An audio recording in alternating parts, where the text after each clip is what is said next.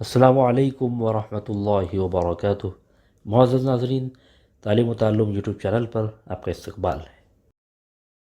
سلسلہ نمبر 172، سوال نمبر 1، حضرت عثمان رضی اللہ تعالیٰ عنہ غزوہ بدر میں کیوں شریک نہیں ہو پائے؟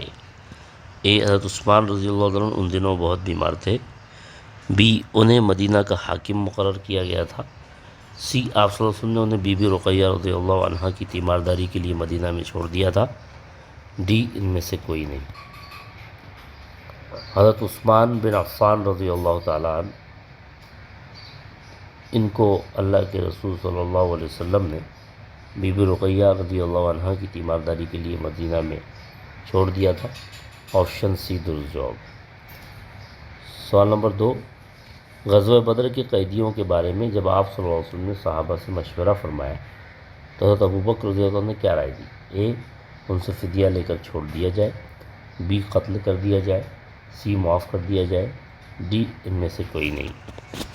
آپ صلی اللہ علیہ وسلم نے غزوہ بدر کے قیدیوں کے بارے میں مشورہ فرمایا، جو 70 قیدی مسلمانوں کے پاس تھے، تو حضرت ابوبکر رضی اللہ عنہ نے یہ رائے دی کہ انہیں فدیہ لے کر چھوڑ دیا جائے۔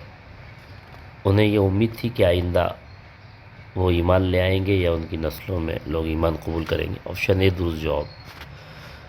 سوال نمبر 3، غزوہ بدر کے قیدیوں کے بارے میں جب آپ صلی اللہ علیہ وسلم نے صحابہ رضی اللہ عنہم سے مشورہ فرمایا تو حضرت عمر رضی اللہ عنہ نے کیا رائے دی؟ اے، ان کی گردن اڑا دی جائے۔ بی، انہیں سخت سزا دی جائے۔ سی، غلام بنایا جائے۔ ڈی، ان میں سے کوئی نہیں۔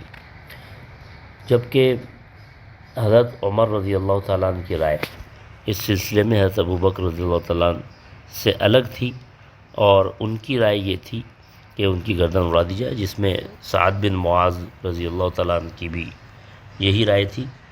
آپشن اے درست جواب ہے۔ بہت بہت شکریہ۔ السلام علیکم۔